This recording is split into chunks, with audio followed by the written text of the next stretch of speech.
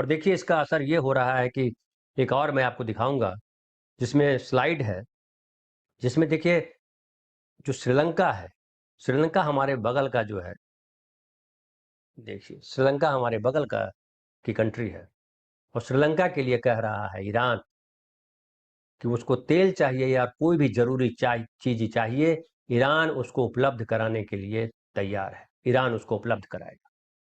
इसका मतलब क्या है? चूँकि ईरान ने आपको मतलब मालूम ही होगा कि ईरान ने जो है अमेरिकी जहाज़ को, अमेरिकी जेट को उतरने का, वहाँ से ईंधन भरने की इजाज़त नहीं दी थी और ईरान के जहाज़ को भी श्रीलंका ने बचाया था, सहारा दिया था, उनके नाविकों को डूबने से बचाया था।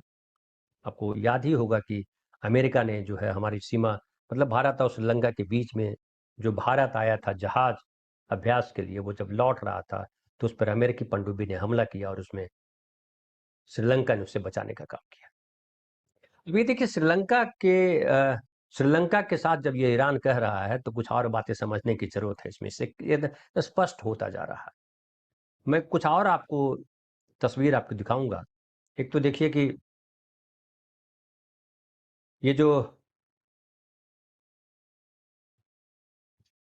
चीन जो है चीन जो है वो उसने क्या कहा है, चीन के विदेश मंत्रालय ने, देखिए सामने आपके सामने स्क्रीन पर है, इसका हिंदी में पढ़ देता हूँ कि ये कह रहा है कि मध्य पूर्व में जारी संघर्ष, वहाँ का जो चीन का विदेश मंत्रालय है, China's Chinese Foreign Ministry on Iran war.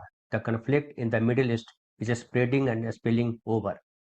If the conflict evolves into indiscriminate attacks in region, the region will be plunged into chaos. यदि यह संघर्ष इस क्षेत्र में अंधाधुंध हमलों में बदल जाता है, तो पूरा क्षेत्र अराजकता के गर्त में डूब जाएगा। बल प्रयोग से केवल एक दुष्चक्र ही पैदा होगा।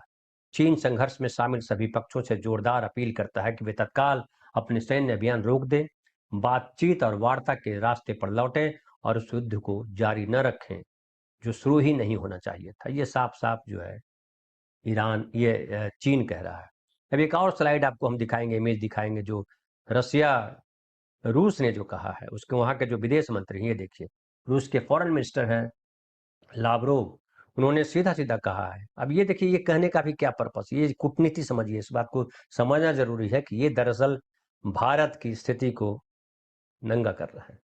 नरेंद्र मोदी ने जिस तरह की कूटनीति चली है या जिस तरह से विदेश नीति अपनी बनाई है, उसका ये एक एक और पक्ष दिखा रहे हैं ताकि भारत को लेकर के एक अविश्वास का माहौल क्रिएट हो।